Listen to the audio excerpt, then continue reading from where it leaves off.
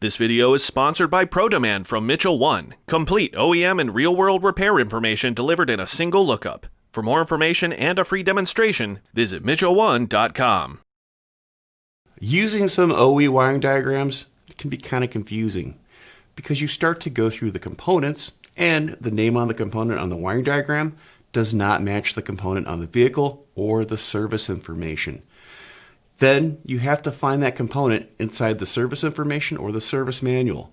This can take a very, very long time.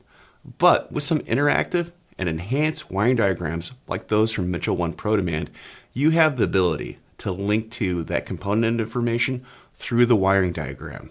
By linking this information to the wiring diagram, you could look up where the component is located, labor hours to remove and replace it, and also you can link to SureTrack information that is full of confirmed fixes from other technicians out there in the field.